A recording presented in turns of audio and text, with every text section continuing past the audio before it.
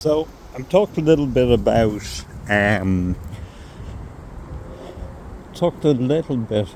who I am, but I guess it's equally just as important as how I do things. What I do, you can see in other videos, but this is how I do it. First of all, it's very humbling to be trusted with somebody's, as I said to one client today, I said, very funny, God, very, very cool lady, very smart, great energy, great fun. And we were just chatting, and we were chatting about choosing a builder. And I said to her, I said, after choosing your partner, this is probably the biggest choice in actually partnering with somebody on a massive scale. And she just started laughing her head off and said, "Oh God, I'm going to run and tell my husband." And she was laughing her head off. But in the laughter is the reality, the trust. And it's very humbling to be trusted by people. It's very rewarding. Can't be emphasized, can't really be talked about. It is what it is. And you can demonstrate it, but you certainly can't talk about it. And how do you contain that trust, and how do you contain the dynamics in the process? Usually by saying nothing. And that's extremely hard for me. Usually by containment, by silence, by inference, by checking in with them regularly, by letting them know you're there to be listened to, by explaining things. These are highly intelligent people, probably, and we all know probably a lot more intelligent than me. But it isn't about that. It's about where they're at. You can have a doctor or a lawyer, and one female medical practitioner said, "Jesus, Rory, I don't have a clue what's going on." And how long would I last in medicine? Maybe about 30 seconds. They're different genres. So it's about containment. It's about creating space. It's about then making sure that the people that are brought into the process, the design team, the architects, and I'm fortunate enough to work with some brilliant architects. Cameron, work an awful lot with Sean, Claire, Sarah, brilliant architects. If I left anybody out, I'm sorry.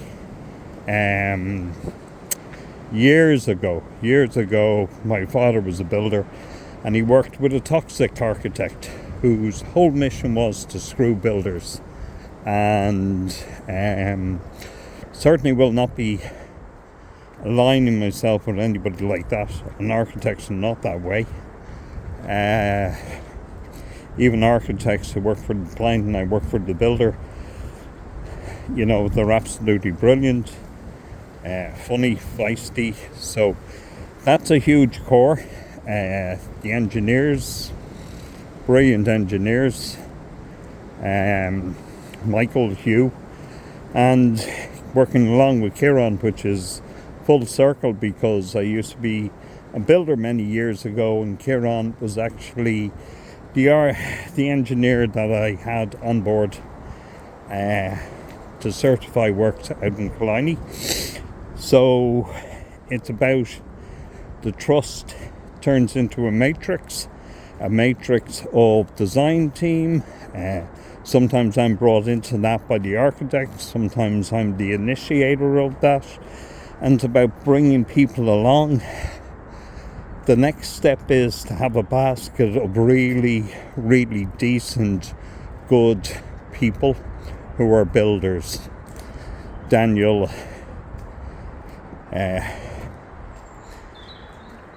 David, Greg, Simon, John, Peter, Frank, Robert. There's, without naming names, but there's a hint to 8 or 9 really good builders. And a lot of this is then historical. I've worked on projects with them before, so you're bringing, not only you're bringing a good team, but you're bringing a good team with solidification. So in terms, if you were to use the analysis of a container or a matrix, it's got roots, it's got cross-pollinations. A lot of these architects all go to Bolton Street or Queens, they all know each other. So the bond of trust is implicit as well as explicit that you have to perform, and that's a mandate. And that's absolutely and utterly baseline critical, that you have to do your best. And then clients, it's a double way selection as well. And even speaking to builders, clients don't often realize that the builder is also selecting them and making sure they're cohesive, making sure that they are compatible. People are great, but it doesn't always mean that they're compatible. So the alignment of myself with the design team, with the client and the builder, and the compatibility that you built. People talk about signing contracts, and they talk about tender analysis, and they talk about takeoffs, and they talk about clause 36 about inflation, and they talk about retention amounts. These are only progressions, and these are only differentials, and they pale into insignificance into the actual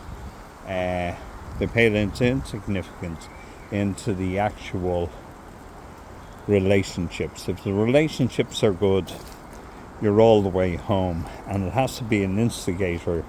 You have to be an instigator, and every single person in that matrix has a leadership role to fulfill. And mine is very much deferential. Try to be non-ego based. Try to be a facilitator. I certainly believe in humor. I know. It's a Freudian defense mechanism, but it is what it is. Don't believe in loud, overt, continuous things. And it's about going through the process harmoniously and trying to be fair to everybody and come through the process. And if you do that, what you'll tend to find is that the result is people want to work with you again. People want to, they know that they may not get away with loads of variations or extra, but that doesn't matter half as much as in there's sustainability, there's predictability, there's honesty, there's holisticness, there's working within a system, and a system that has multiple caretakers of. The client is a caretaker, the builder, when trusted, and trust has to be given rather than expected, then we get into win-win situations. And like, it's pure game theory, win-win situations. And sociologically, repetitiously, what is given has to be given back. What is shared has to be shared back. So it's about using lenses from, I don't read as much as I used to. I've now kind of challenged myself to be doing more than reading about it, to actually do it. But I was a ferocious reader, which is kind of strange coming from a kid who was dyslexic. But it's about using group analysis theory, sociology theory, psychoanalytic theory, games theory, personal development theory. But the theory has to play out the window, and you just got to be a good guy. And thankfully, that was very much a role model for me, and wonderful parents, wonderful, sweet, kind, feisty mother, archetypal Irish, brilliant. And my father was, what a man. He was my hero. Of course he was my hero, but he was strong. He was about 6'2". He was an ex-Ulster champion boxer. He was caring, kind, decent, and he had lines in the sand, and they were very clear. And cared for me, loved me, took care of me. But situationally, when he went out on the building site, he had to be a dominant force, and he was. But that was in a different situational environment, different time, different leadership styles, different impacts, different perceptions, different economic times, different values, different rules, different situations. So I was extremely lucky to be molded and cared for and loved and treasured by an astonishing parent and family group, and especially up close with my father. And it was my utter privilege when I left college not to head to London and get a job in banking, because that's what a lot of people from economics did, but to spend time with him. And it was the wisest thing I did. So if I had to say how I do anything, I would probably summate it that I would treat builders with the utmost respect and dignity that they reserve, and they get and they give, and that cross-pollinates across projects and inverts back into the matrix, which enriches everybody. And that is some mouthful. That is some mouthful. I'm sorry. I wish I had that written in the script, but the reality is stuff like this gets hardlined, and I'd love to think that somehow I do something miraculous or differential from everybody else. I don't. I only echo what other people already have, and their great relationships with their parents and their environment and their work. And I often swap stories about my daughter, who's in college with a builder whose daughter is a year below, and she's going out on Erasmus, and I think she had something like 70 odd people to the house. So, but it's brilliant to talk about these stories because they echo values, they echo personalities, and they do what the one thing we all crave for is validation.